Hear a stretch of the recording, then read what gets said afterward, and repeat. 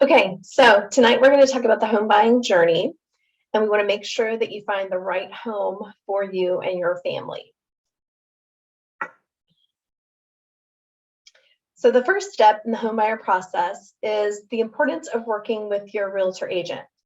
So the important thing about working with somebody who actually has experience in home buying and the whole process and can put you in touch with different vendors for inspections and any issues that come up is that you want to make sure that you're working with someone that you trust.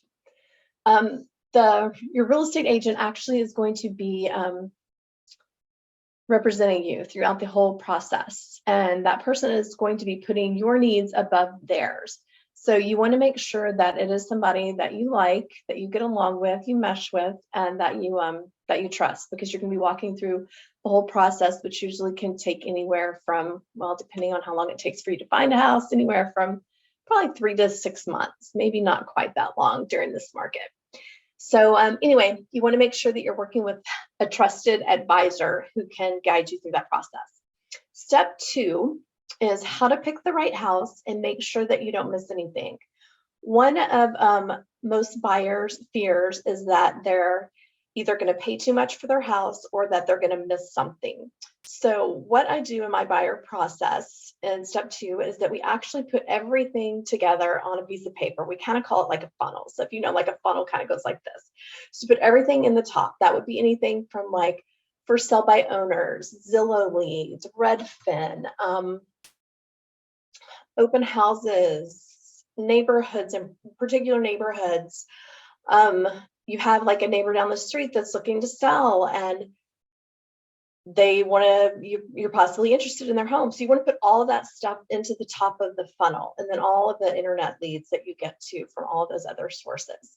So you want to put all that in the top of the funnel. So what you're going to do is, as you put everything in the top of the funnel, you're going to actually make sure you don't miss anything, which is why you put it there. But then as you come down through the funnel, you're not going to be looking at necessarily all of that stuff. You don't want to miss anything, so you put it all in there, but then not everything is actually going to meet your needs. So another part of the process that we actually do with our buyers is we sit down and we do a buyer questionnaire. So we have you fill out information that helps us find you the house and the items within the house, the features and benefits and those types of things that you're looking for in the house. So we want to make sure that we help you pick the right house and that you don't miss anything. And what we do is we'll also set up a search for you through the MLS, so that anytime anything comes on the market that's new, that fits the criteria that we've set up, you actually will get a notification. And so we can, if you decide that we want to go look at it, then we can go look at it. I also like to tell my buyers that we don't necessarily need to go look at everything. If there's certain things that you want to go look at, like for instance, something comes on the market and you're not even sure if that neighborhood's a good fit, I'm probably going to tell you, you guys go drive around. If there's an open house, go into the open house.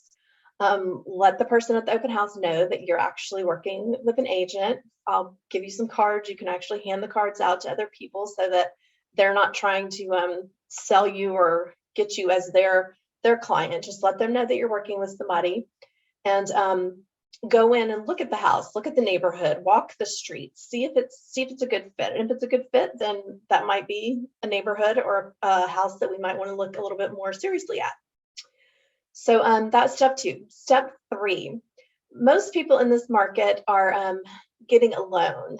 Some people will be paying cash, but if you're paying cash, it's going to be a lot quicker of a process.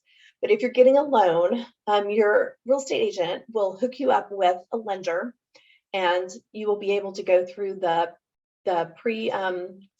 pre-qualification process. So they'll get some information from you, and they'll say this is about what you would qualify for as far as based on your income and your debt to income ratio and all those kinds of things. So your loan officer would be able to get you a pre-qualification letter, pre-approval letter. There is a difference between pre-approval and pre-qualification. Pre-qualification just means that they've actually looked at your items, and pre-approval means that they've actually gone all the way through to like underwriters so that they know that they can get you financed. They've looked at everything and they're sure that they can get you financed all the way through to the underwriter process. The underwriter is the last person in the process that actually looks at everything once the package is together and decides, yes, we'll lend you X amount of money for that house. So again, pre-approval and pre-qualification are two different things. Most people get a pre-qualification letter and not a pre-approval letter because a lot of lenders don't go to that extra step. However, the lenders that I work with do. So when you actually get that letter and you're putting an offer in on a house, that's even better because the seller and the seller's agent know that you've actually done all of your due diligence and that you are fully pre-qualified. So step 4, submitting an offer that gets accepted in this market. So as most of you know, we have come out of a crazy seller's market. Buyers have been frustrated for, I would say, over a year now. But for the last 3 or 4 months, things have slowed down a little bit. We're not having as many offers being put on houses at once. People are not bidding like over $30,000, $50,000, $100,000 above list price. So things have just started to cool off. And a lot of people are like, oh, this is a down market. Actually, it's not a down market. This market that we're currently in is actually a normal market. The last few years, what we've seen with extremely low interest rates and little supply and crazy amounts of people demand, people on the market looking, has not been a normal market at all. We're actually coming out of that crazy market and coming more into a normal market. I'm going to have my lender talk a little bit more about the interest rates here in a few minutes. But interest rates have gone up a little bit. Like I said, the last few years we've experienced all-time lows of interest rates. So a lot of people are kind of shying away now with the increase in interest rates. But you know, one of the things that my lender says a lot is marry the house, date the rate. So go ahead and get in the house that you want. And if you get in that house, he's got a program where he actually can do a no-cost refinance within a year as interest rates start to drop. So there's some creative things that we can do to help you get into the house as well. So submitting the offer that gets accepted, again, offers today versus 4 or 5 months ago, they're not having to be as crazy. You're not having to overbid so much. You're not having to leave things out like the inspection and the appraisal contingency and those types of things. So again, it's important to work with somebody that you know and trust so that you can write an offer and they know what's going on in your current market and that offer can get accepted. So how do you know what the home is really worth before you make an offer? That is a great question that I'd like to put buyers at ease about.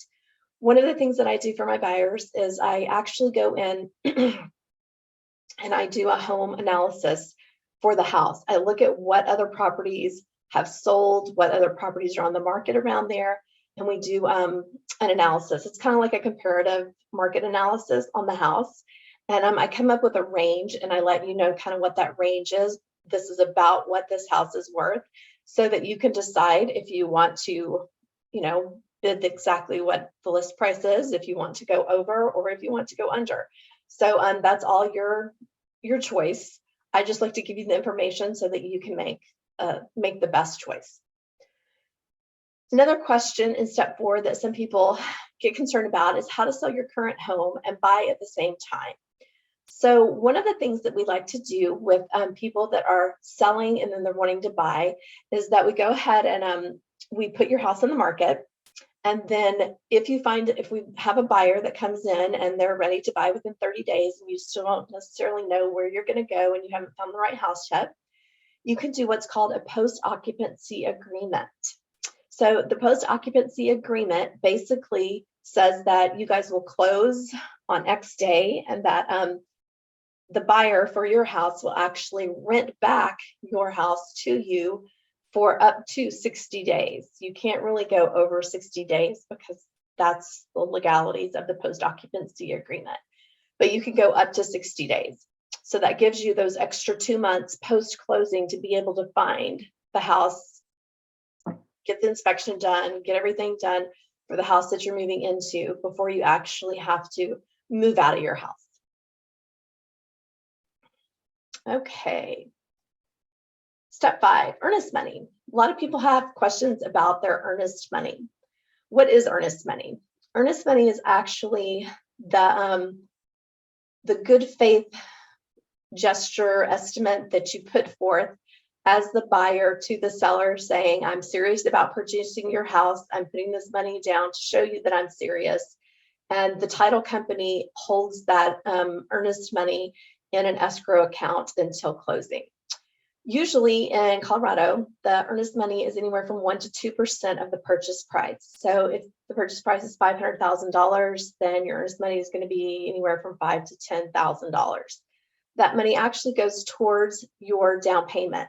So let's say that you're buying a $500,000 house and you're getting a loan for, I don't know, $400,000, and you put down $10,000. So that $10,000 is going to come off of the 500, so that you're only going to owe the 490. So then you would only owe the 90,000, and then you could finance, or you could finance the 400. So one other concern that a lot of buyers have is how do I make sure that I don't lose my earnest money?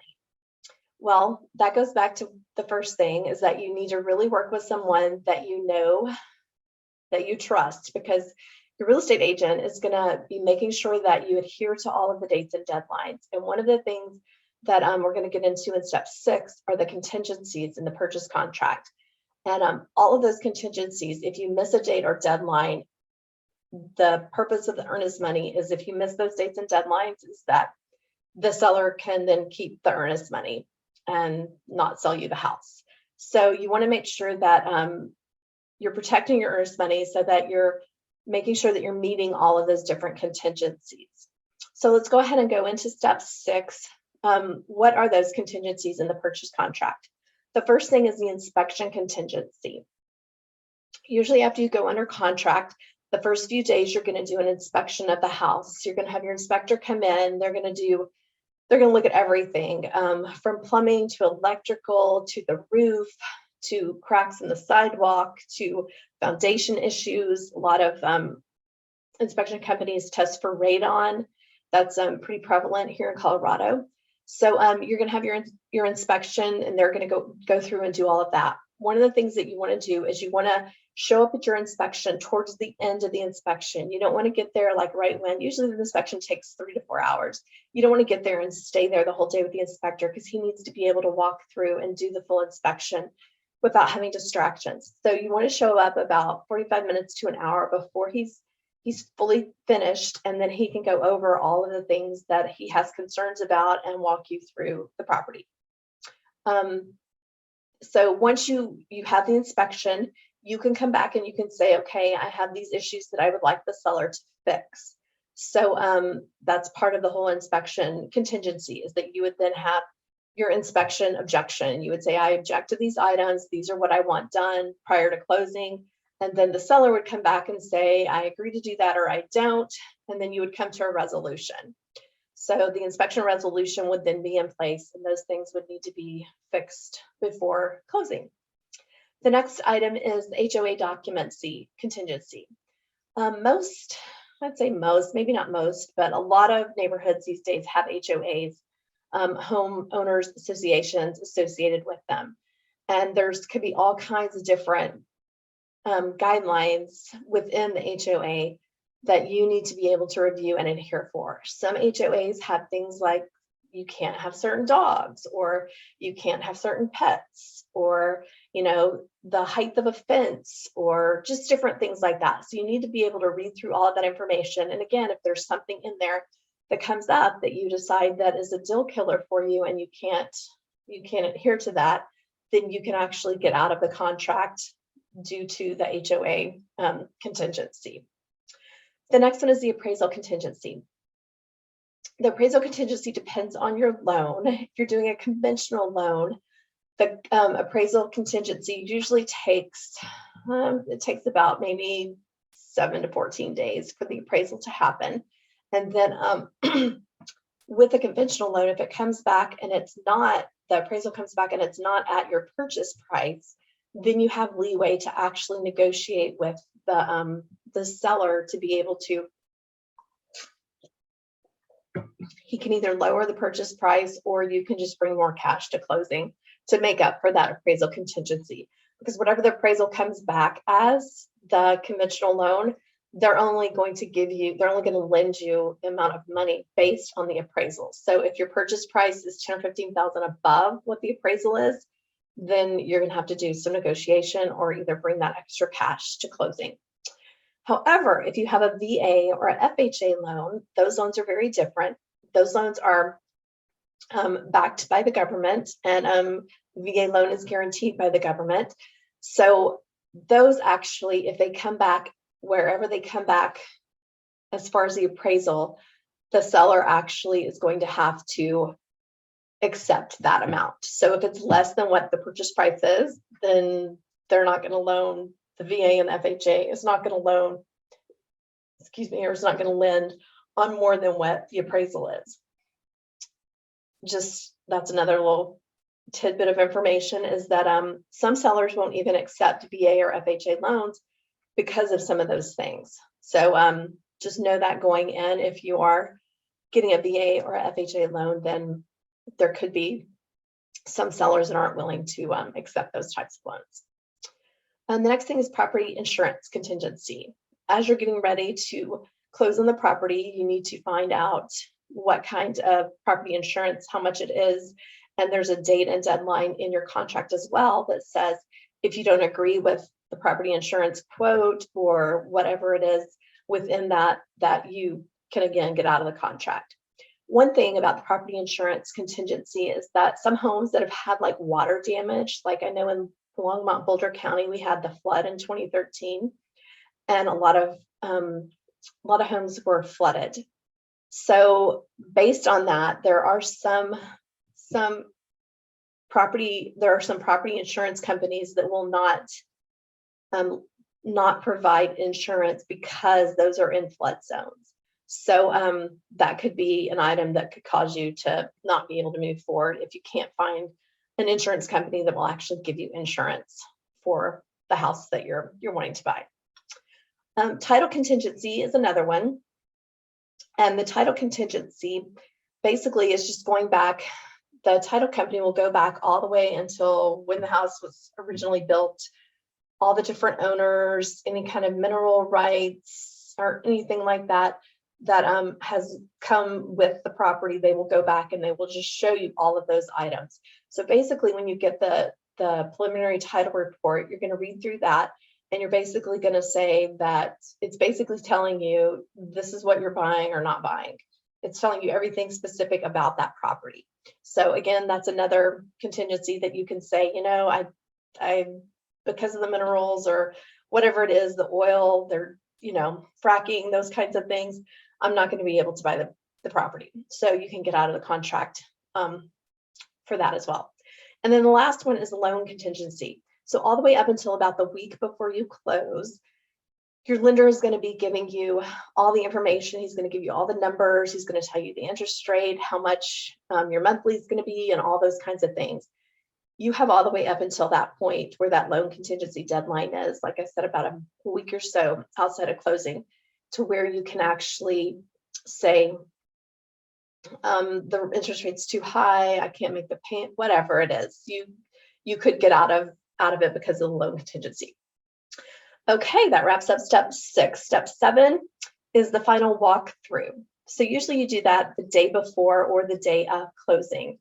And the main reason that you want to do the final walkthrough is just to make sure that the property is in the same condition as it was when you actually saw the property. And you just want to make sure that everything is like all the inclusions, like if they're supposed to leave the refrigerator there in the kitchen, that it's the right refrigerator and those types of things. So you want to do that final walkthrough the day of closing or the day before, just to make sure everything is as it should be for closing.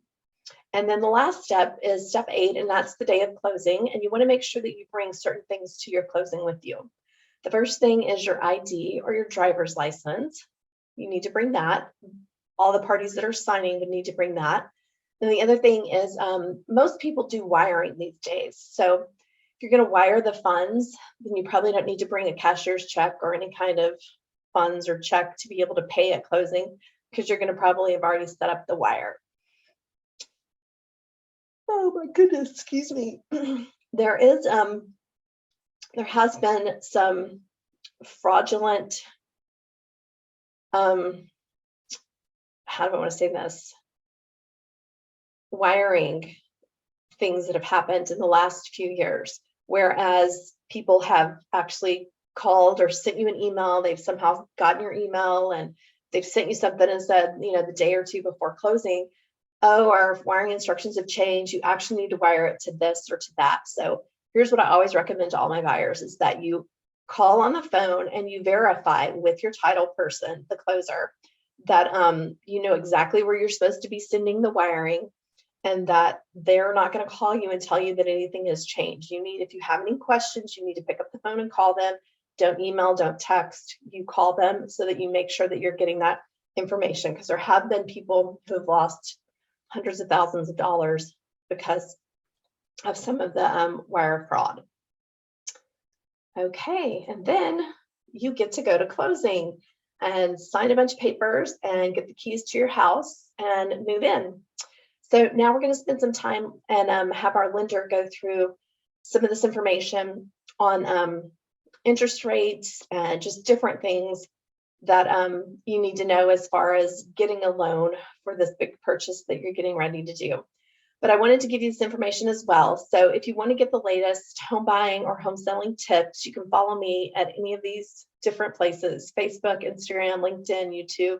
Or if you wanted to get on my calendar and have a conversation, I have a Calendly link there as well. So, all right, after Kevin finishes, we will have some time for questions. And yeah, thanks for coming.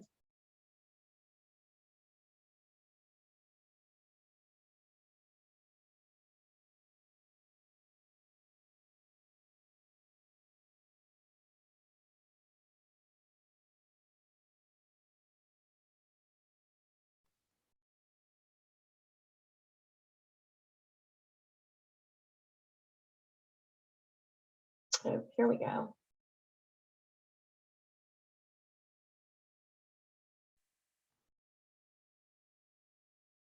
How do I make that bigger?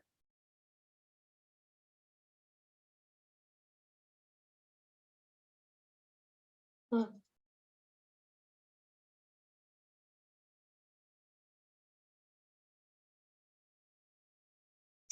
Yeah, I'm not sure how to do that.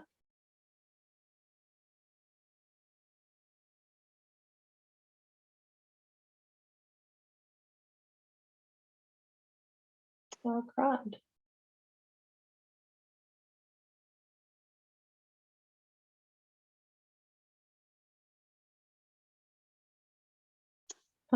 That's weird.